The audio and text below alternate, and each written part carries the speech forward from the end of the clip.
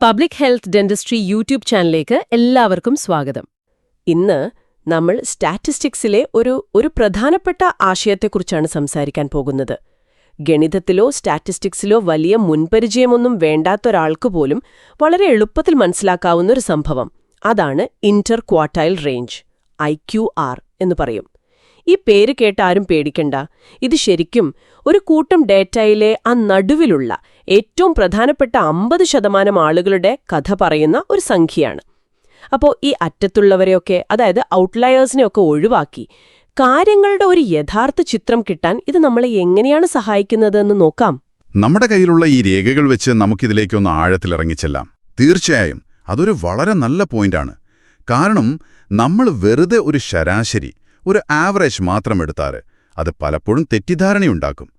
ഇപ്പോൾ നിങ്ങളൊരു dental clinic നടത്തുകയാണെന്നോ അല്ലെങ്കിൽ ഒരു ഗവേഷണം ചെയ്യുകയാണെന്നോ ഒന്ന് സങ്കൽപ്പിച്ചു നോക്കൂ. നിങ്ങളുടെ രോഗികളുടെയോ അല്ലെങ്കിൽ പഠനങ്ങളുടെയോ ഫലങ്ങൾ ശരിയായി മനസ്സിലാക്കാൻ ശരാശരി മാത്രം പോരാ. അവിടെയാണ് ഈ IQRന്റെ ഒരു പ്രസക്തി വരുന്നത്. ഡാറ്റയുടെ ആ ഹൃദയഭാഗത്ത്, ആ നടുക്കെന്താണ് സംഭവിക്കുന്നതെന്ന് ഇത് നമുക്ക് കൃത്യമായി കാണിച്ചു തരും. ഓക്കെ, അപ്പോ എന്താണ് ഈ ഇന്റർ ക്വാർട്ടൈൽ റേഞ്ച്?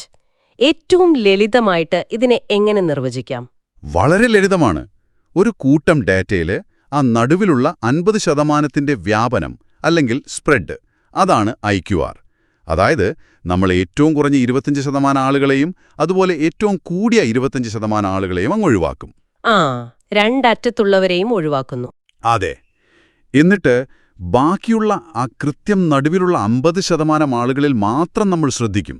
ഈ നടുക്കുള്ള ഗ്രൂപ്പിലെ ഏറ്റവും കുറഞ്ഞ വിലയും ഏറ്റവും കൂടിയ വിലയും തമ്മിലുള്ള വ്യത്യാസമില്ലേ, അതാണ് IQR. കൊള്ളാം. ഒരു ഉദാഹരണം പറഞ്ഞാൽ ഇത് കുറച്ചുകൂടി വ്യക്തമാവുമെന്ന് തോന്നുന്നു. നമ്മുടെ കയ്യിലുള്ള ഒരു രേഖയില് ഒരു പഴക്കൂടയുടെ ഉദാഹരണമുണ്ട്. അതെ അതെ. നിങ്ങളുടെ കയ്യിൽ ഒരു 10 വാഴപ്പഴങ്ങളുണ്ടെന്ന് കരുതുക. ചിലത് വളരെ ചെറുതായിരിക്കും, ചിലത് ഭീമാകാരമായിരിക്കും, എന്നാൽ ഭൂരിഭാഗവും ഒരിടത്തരം വലുപ്പമുള്ളതായിരിക്കും, അല്ലേ? ശരിയാണ്. അപ്പോ നിങ്ങൾക്കറിയേണ്ടത് ഇതാണ്: ഈ പഴങ്ങളിലെ ആ ഇടത്തരം ഗ്രൂപ്പിൽ, ആ സാധാരണ ഗ്രൂപ്പിൽ എത്രത്തോളം വലിപ്പ വ്യത്യാസമുണ്ട്. അപ്പോൾ എന്തു ചെയ്യും? ഞാൻ ഊഹിക്കട്ടെ. നമ്മള് ഏറ്റവും ചെറിയ 25% പഴങ്ങളെ, അതായത് ഒരു 2 എണ്ണത്തിനെ അങ്ങ് മാറ്റും. അതുപോലെ ഏറ്റവും വലിയ 25%, ഏറ്റവും വലിയ 2 എണ്ണത്തിനെയും മാറ്റും. എന്നിട്ട് ആ നടുവിലുള്ള 50% പഴങ്ങളിൽ മാത്രം ശ്രദ്ധിക്കും, അല്ലേ? കൃത്യം, അതാണ് പോയിന്റ്. ആ നടുവിലുള്ള പഴങ്ങളുടെ വലിപ്പത്തിലുള്ള വ്യത്യാസമില്ലേ, അതാണ് ഇന്റർ ക്വാർട്ടൈൽ റേഞ്ച്. ഇത് നമുക്ക് ആ പഴക്കൂട്ടത്തിലെ സാധാരണ പഴങ്ങളുടെ വലിപ്പത്തെക്കുറിച്ച് ഏറ്റവും വിശ്വസനീയമായ ഒരു ചിത്രം നൽകും. ഓക്കെ, അപ്പോൾ ആശയം പിടികിട്ടി. ഇനി ഇത് എങ്ങനെയാണ് കണ്ടെത്തുന്നതെന്ന് നോക്കാം. ഗണിത സൂത്രവാക്യങ്ങളൊന്നും ഉപയോഗിക്കാതെ ഒരു ഉദാഹരണത്തിലൂടെ ഇതിന്റെ പിന്നിലെ ആ യുക്തി ഒന്ന് പറഞ്ഞു തരാമോ? തീർച്ചയായും. നിങ്ങളുടെ ക്ലിനിക്കിലെ വെയിറ്റിംഗ് റൂമിൽ ഒരു 11 രോഗികളുണ്ടെന്ന് ചുമ്മാ സങ്കൽപ്പിക്കുക. അവരുടെ പ്രായം ഇങ്ങനെയാണ്: 8, 12, 15, 22, 25, 30, 35, 40, 50, 65, പിന്നെ 80. ഓക്കെ. നമ്മൾ ഒരു 4 ഘട്ടങ്ങളിലൂടെയാണ് ഇത് കണ്ടുപിടിക്കുന്നത്. ഒന്നാമത്തെ ഘട്ടം, ഡേറ്റയെ ക്രമത്തിലെഴുതുക. ഇവിടെ ഇപ്പോൾ അത് ഓൾറെഡി ക്രമത്തിലാണ്. ഇനി മധ്യമൂല്യം, അതായത് മീഡിയൻ കണ്ടെത്തുക. ഈ പ്രായങ്ങളെ ക്രമത്തിൽ എഴുതിയതുകൊണ്ട് കൃത്യം നടുവിലുള്ള ആളെ കണ്ടെത്താൻ എളുപ്പമാണ്. 11 പേരുള്ളതുകൊണ്ട് 6ാമത്തെ ആളായിരിക്കും, അല്ലേ? 30 വയസ്സ്. അതെ, അതാണ് 30 വയസ്സ്. ഇതിനെയാണ് നമ്മൾ രണ്ടാമത്തെ ക്വാർട്ടൈൽ അഥവാ Q2 എന്ന് പറയുന്നത്. ഓക്കെ, Q2 കിട്ടി. ഇനി രണ്ടാമത്തെ ഘട്ടം, ആദ്യത്തെ ക്വാർട്ടൈൽ അതായത് Q1 കണ്ടെത്തുക. ഇപ്പോൾ ആ മധ്യമൂല്യത്തിനും താഴെയുള്ള പകുതിയില്ലേ, അതിനെ മാത്രം എടുക്കുക. അതായത് 8, 12, 15, 22, 25, ഈ 5 പേർ. അതെ, ഈ ഗ്രൂപ്പിന്റെ നടുവിലുള്ള വിലയാണ് Q1. ഇവിടെ അത് 15 ആണ്. ശരി. ഇതിനർത്ഥം 25% രോഗികളുടെ പ്രായം 15-ൽ താഴെയാണ് എന്നാണ്. ഓക്കെ. ഇനി മൂന്നാമത്തെ ഘട്ടം, മൂന്നാമത്തെ ക്വാർട്ടൈൽ Q3 കണ്ടെത്തുക. ഇതേപോലെ ആ മധ്യമൂല്യത്തിനും മുകളിലുള്ള പകുതിയെ എടുക്കുക. 35, 40, 50, 65, 80. അതെ, ഈ ഗ്രൂപ്പിന്റെ നടുവിലുള്ള വിലയാണ് Q3. ഇവിടെ അത് 50 ആണ്. അതായത് 75% രോഗികളുടെ പ്രായം 50-ൽ താഴെയാണ്. ഓക്കെ, അപ്പോ Q1-ഉം കിട്ടി, Q3-യും കിട്ടി. ഇനി അവസാന ഘട്ടം IQR കണക്കാക്കുക. Q3-യിൽ നിന്ന് Q1 കുറയ്ക്കുക. IQR സമം 50-15, അതായത് 35. കൊള്ളാം. അപ്പോ ഈ 35 എന്ന സംഖ്യ നമ്മളോട് എന്താണ് പറയുന്നത്? ഇത് പറയുന്നത് നിങ്ങളുടെ ക്ലിനിക്കിലെ സാധാരണ രോഗികൾ, അതായത് ആ നടുവിലുള്ള 50% പേർ 15 വയസ്സിനും 50 വയസ്സിനും ഇടയിൽ പ്രായമുള്ളവരാണെന്നാണ്. അവരുടെ പ്രായത്തിന്റെ ഒരു വ്യാപ്തി, ആ ഒരു സ്പ്രെഡാണ് 35 വർഷം. അപ്പോൾ ആ 8 വയസ്സുള്ള കുട്ടിയോ 80 വയസ്സുള്ള ആളോ ഈ സാധാരണ ഗ്രൂപ്പിന്റെ ചിത്രത്തെ തെറ്റിദ്ധരിപ്പിക്കുന്നില്ല. അതാണിതിന്റെ ഗുണം. അത് കൊള്ളാം. ഇത് ഡെന്റൽ രംഗത്ത് എങ്ങനെയാണ് പ്രയോജനപ്പെടുന്നത്? വളരെ ലളിതമായ ചില ഉദാഹരണങ്ങൾ നമ്മുടെ കയ്യിലുണ്ടല്ലോ. അതെ. ഒന്നാമതായിട്ട് പ്ലാക്ക് ഇൻഡെക്സ് സ്കോറുകൾ. ഒരു സ്കൂളിലെ ഒരു 100 കുട്ടികളുടെ പ്ലാക്ക് സ്കോറുകൾ നമ്മൾ നോക്കുകയാണെന്ന് വെക്കുക. ഭൂരിഭാഗം പേർക്കും ഒരു 1.2-നും 2.2-നും ഇടയിലായിരിക്കും സ്കോർ. പക്ഷേ വളരെ വൃത്തിയുള്ളൊരു കുട്ടിക്ക് 0.1-ഉം വളരെ മോശമായ ഒരാൾക്ക് 3.0-ഉം കിട്ടിയെന്നിരിക്കും. ശരിയാണ്. ഇവിടെ നമ്മൾ റേഞ്ച് എടുത്താൽ, അതായത് 3.0 മൈനസ് 0.1, ഉത്തരം 2.9. അതൊരു വലിയ സംഖ്യയാണ്. അത് കാണുമ്പോൾ നമുക്കൊരു തെറ്റിദ്ധാരണ വരും. കുട്ടികളുടെ വായുടെ വൃത്തിയിൽ ഭയങ്കര വ്യത്യാസമുണ്ടെന്ന് തോന്നും. അതെ. എന്നാൽ IQR നോക്കുമ്പോൾ ആ നടുവിലുള്ള 50% കുട്ടികളുടെ സ്കോർ 1.2-നും 2.2-നും ഇടയിലാണെന്ന് കാണാം. അതാണ് യഥാർത്ഥ ചിത്രം. ആ രണ്ടറ്റത്തുള്ളവർ ഔട്ട്ലയേഴ്സാണ്. ഓക്കെ. അപ്പോൾ DMFT സ്കോറുകളുടെ കാര്യത്തിലും ഇത് ബാധകമാണല്ലോ അല്ലേ? കാരണം ഒരുപാട് പേർക്ക് 0 സ്കോറും ചിലർക്ക് വളരെ ഉയർന്ന സ്കോറും കാണുമല്ലോ. ഡേറ്റ സ്ക്യൂഡ് ആയിരിക്കും. തീർച്ചയായും. അത് വളരെ പ്രധാനപ്പെട്ടൊരു പോയിന്റാണ്. അത്തരം സ്ക്യൂഡ് ഡേറ്റയിൽ നമ്മൾ ശരാശരി അഥവാ മീൻ എടുത്താൽ തെറ്റായ നിഗമനങ്ങളിലെത്തും.